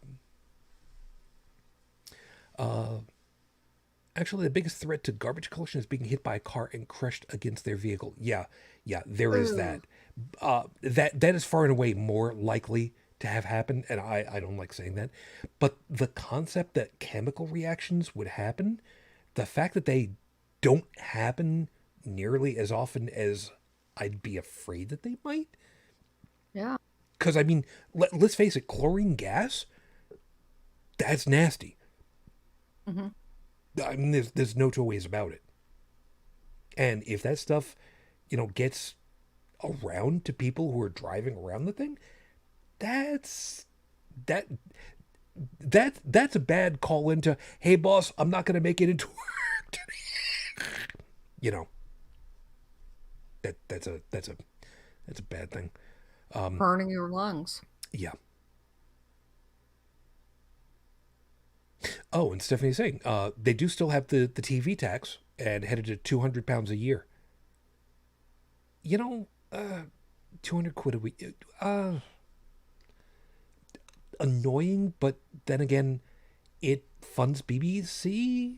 So, considering how good the Beebs news reporting actually is overall, it's not a bad investment for what it's worth. For what it's worth, from somebody who is not going to be needing to pay it and run off of Well, YouTube. I just Yeah, I get wish that. we had some equivalent to the BBC here that was publicly funded, but we don't. Well, we kind of do. We've got I mean, we have NPR. PBS, but and NPR, but they get so little funding, and the GOP wants to gut all of the funding, Yeah, again, and I think they'll eventually do it, and we won't even have that. I can't argue with that because they've been trying to do it since Nixon. And I say that because if you remember, it took Fred Rogers coming down to talk to I forget which group it was that he was talking to, where they were trying to figure out, is what was it, 1969 or 1970, 71? I forget exactly what year it was that he went down there, and they were debating whether or not PBS should get, or the nascent PBS should get $10 million. Now, admittedly, 1970, that's pretty much a lot of money. But the investment back on the country, I mean,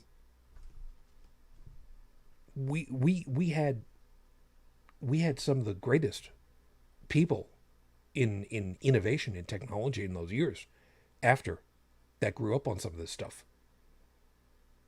So, maybe investing is probably a good idea. And I think that's where we're going to end up getting around to.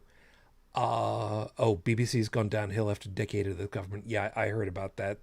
Talk about rumblings about the Beeb being sold to Murdoch, perhaps. Yeah, I heard from skeptics with a K about that one. That's a whole thing. Anyway, and Oh, it's gonna be another Sky News. Great. yeah, and why bother? Anyway, where was I gonna Oh, the whole investing in education. We've here in the United States, we have systematically been trimming away at education as far as the funding has gone.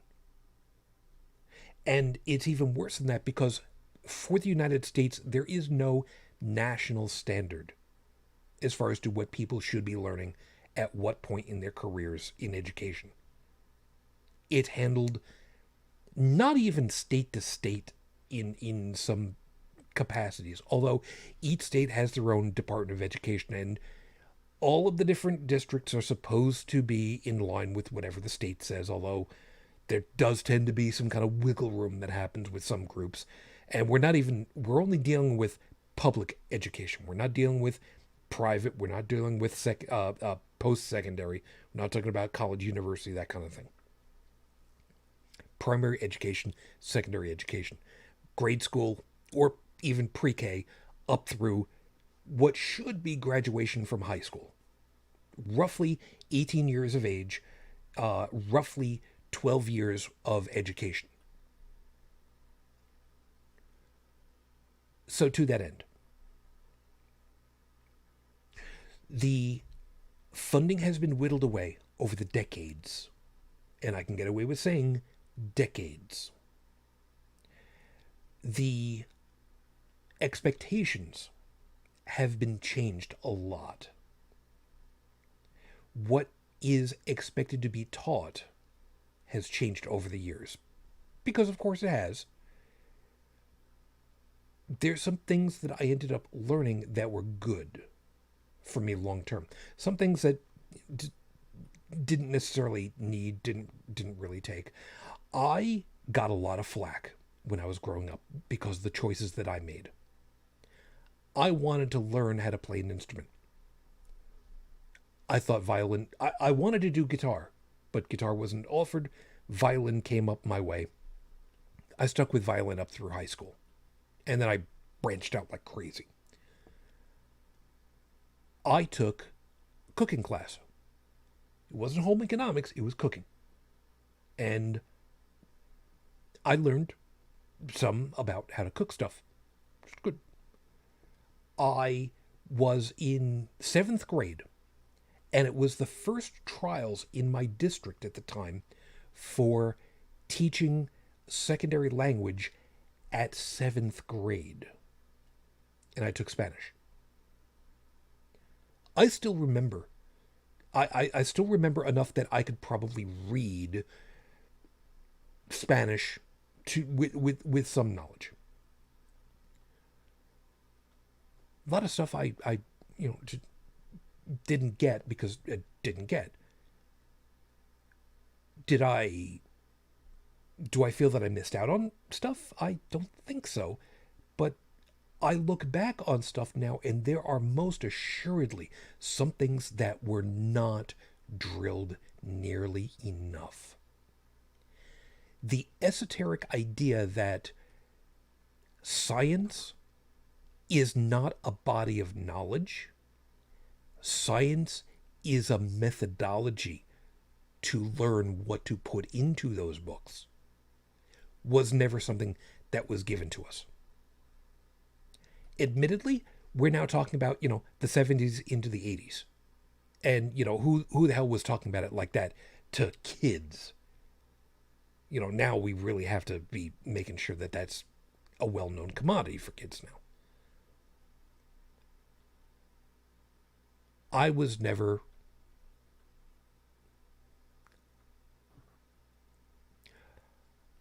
I don't know exactly how to word it. There's certain things that I was not taught.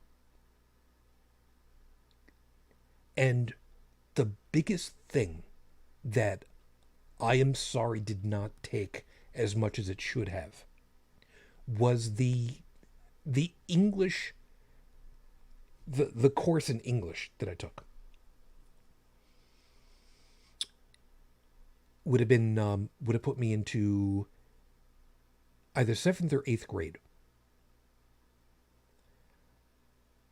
Trying to get the class to understand what is the difference between opinion and fact was not hammered hard enough or long enough. It was not given as this is why you need this. I had information on how to compose a letter, a formal letter, how to compose an informal letter, how to open, how to close, where do addresses go, how to address an envelope, stuff like that. Things that obviously we don't have nearly as need for as much now, but then again, we're not nearly as prissy with our communications anymore. Of course, we don't use wax sealing on... How would you use wax seal on email? Whatever, doesn't matter. But the idea of learn how to process, how to critically evaluate, how to understand what is fact and what is unproven at best.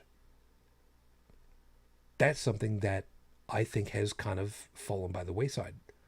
And if that's part of the whittling away of funds, because you've got less funds to work with and less time to deal with stuff and more class sizes and fewer teachers and fewer that are well paid, I don't know. But it's annoying that we have to look at this and go, well, shit, we fucked up. Now how do we fix it? Because we can't fix it with the people that we've got now. We got to fix it with the kids that are coming up. Put that all on their shoulders. That sucks. A wax seal emoji. You know what? That's actually a really good idea. I like that a lot.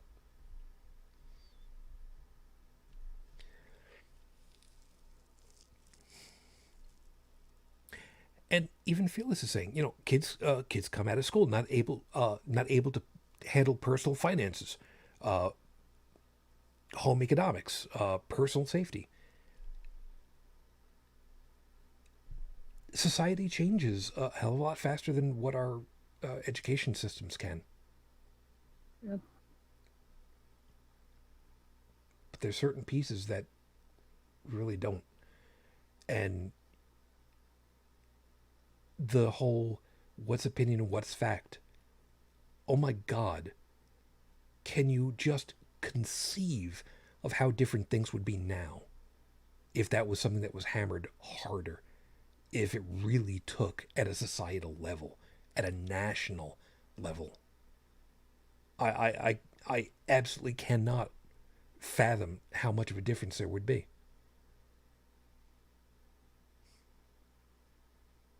Although, and this is a really sad piece,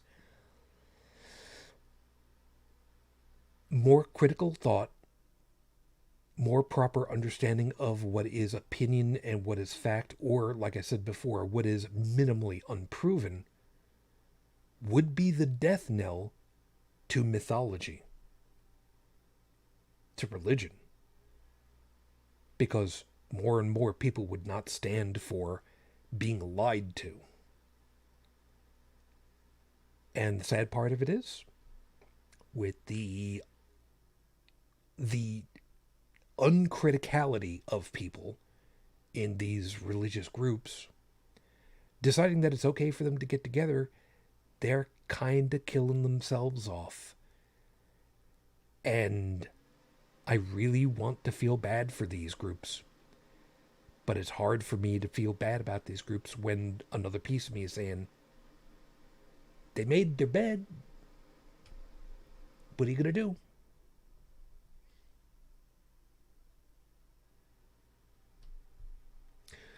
So one way or another, these religious groups are killing themselves off, figuratively and literally. And the kids that are in the crossfire are the ones I feel the worst for. Because it's not their call.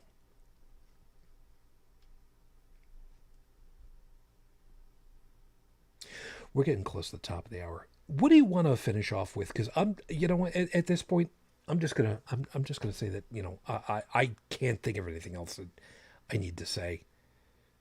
I'm like I said, I'm just so done with these people. Yeah, I am too. And here we are, almost 2 years into this pandemic. Yeah. 2 years. It's been the longest 15 years of my life, You and me both.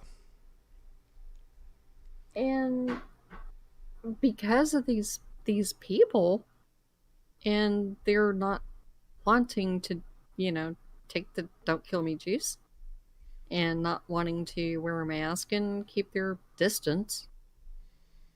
Yeah, there's no end to this thing.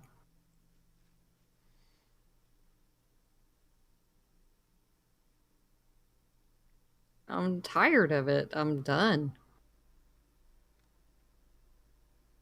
And the medical professionals who have been saying COVID is simply just going to become endemic and just going to be just the fact of life. Yeah. These people are the reason why that's going that way. I do not want to accept that that is a foregone conclusion.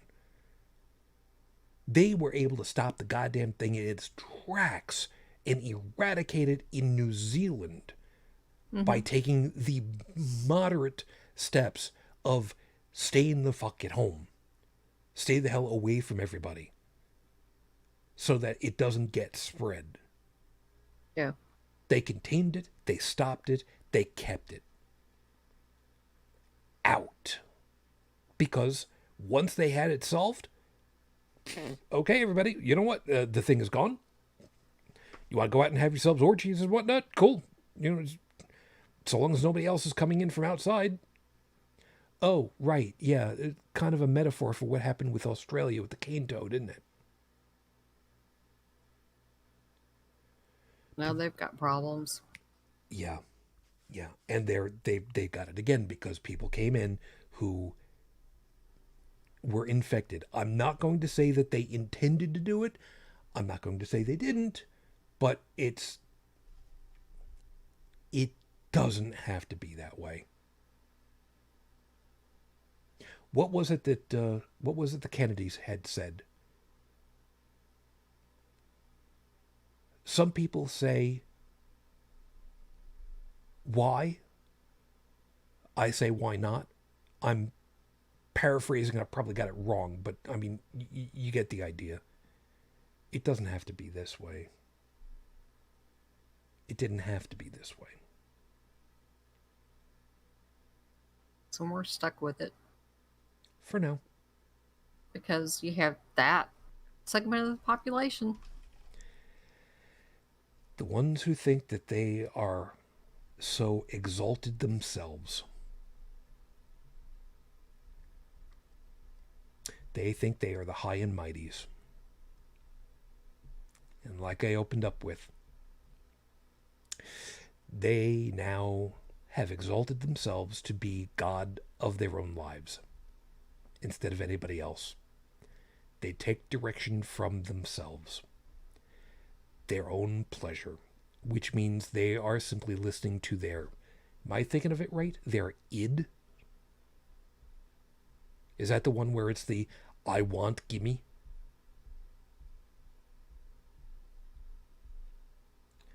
I don't know. I didn't Yeah, exactly pass their the inner psychology. 3-year-old is just running rampant.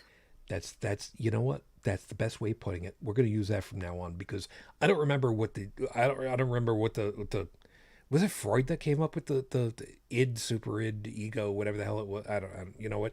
Inner 3-year-old is probably the best way of putting it because that describes it perfectly. I want, gimme. I don't care that it's anybody else's. Mine. Mine. Yeah. No, that's you know what? That's exactly it. That is literally it exactly. Thank you. You're welcome. And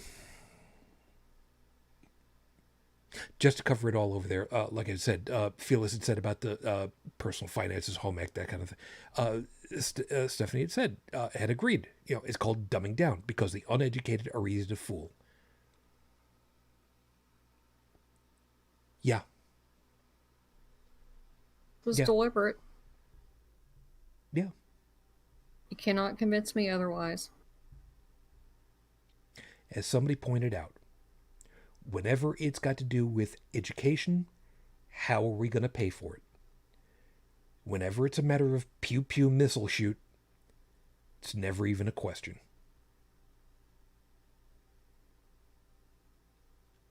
Yeah. My country has some really, really bad questions still laid at its feet, and no damned answers that are worth a damn.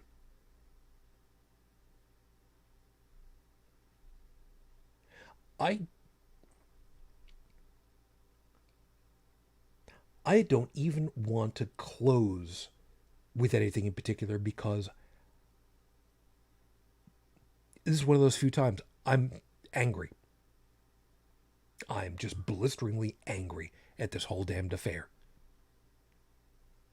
on too damn many fronts. So I'm not even going to bother.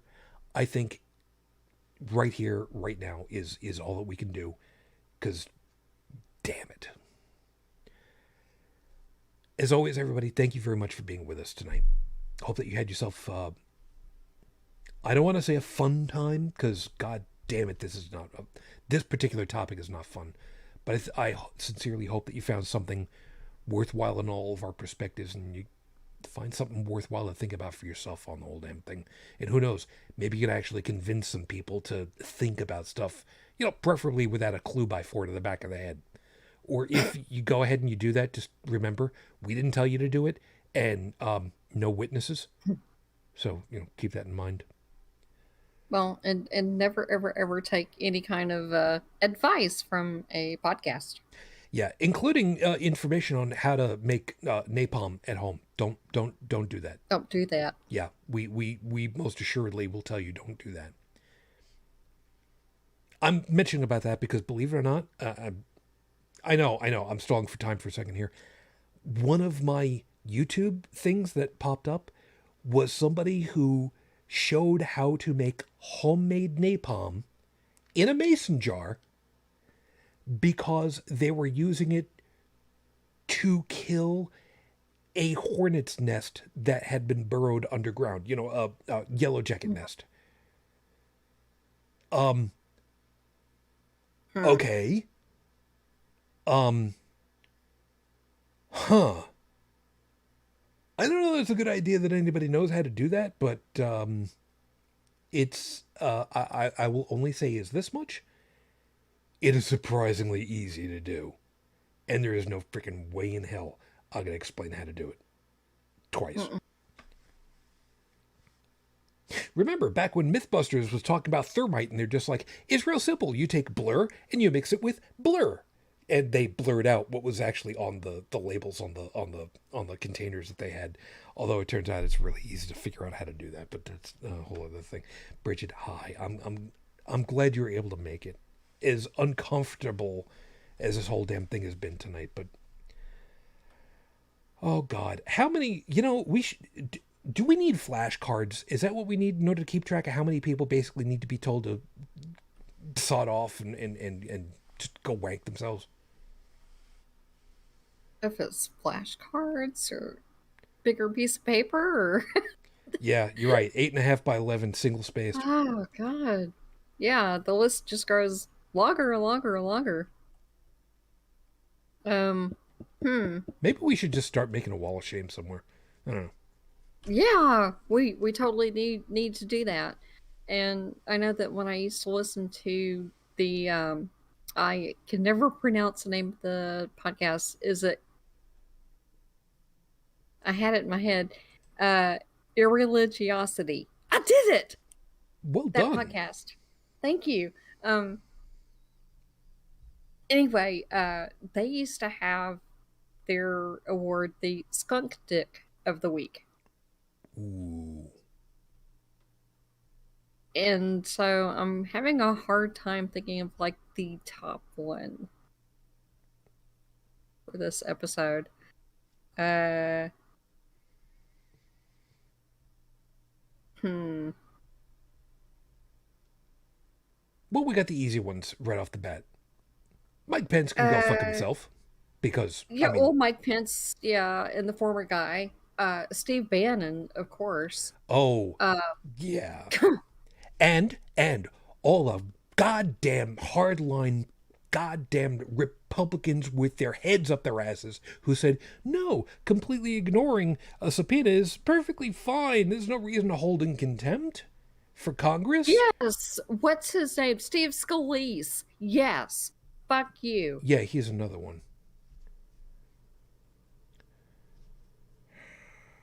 They're people we really don't like.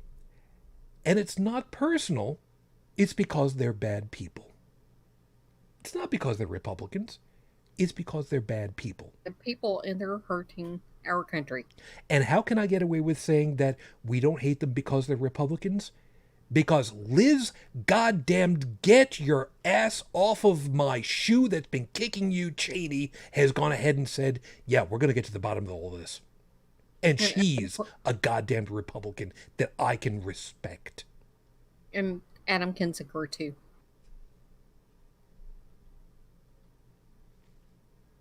It's not because they're Republicans.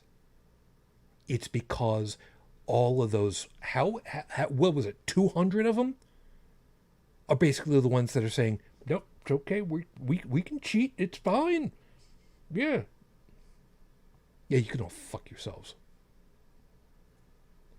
Anyway, we need to get out of here.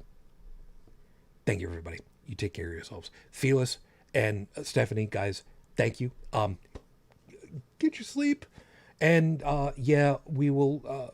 I will make sure that notices for the next shows when time changes for us over here, remember, we record at just after midnight on the east coast of the U.S. So when we change times, because for whatever stupid reason, I just really wish they would just set it to 5 hours UTC and just be done with it.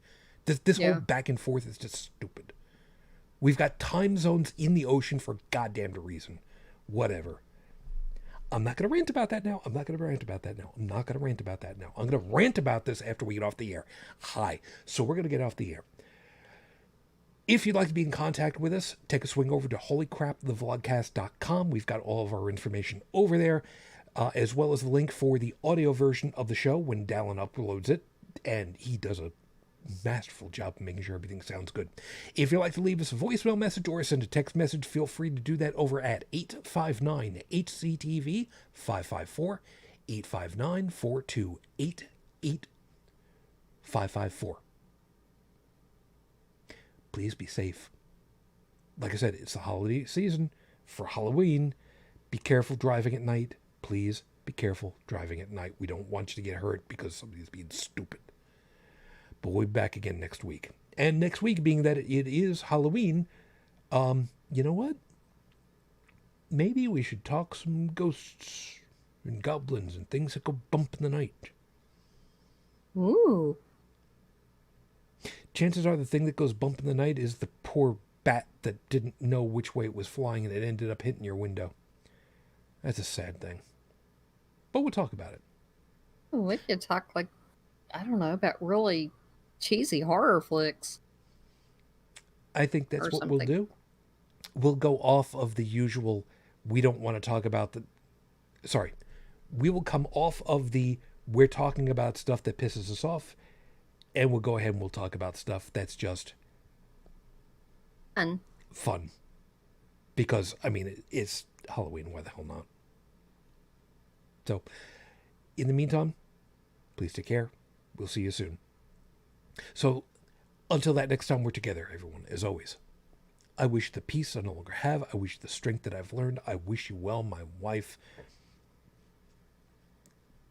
16 years later, I'm still in love with you.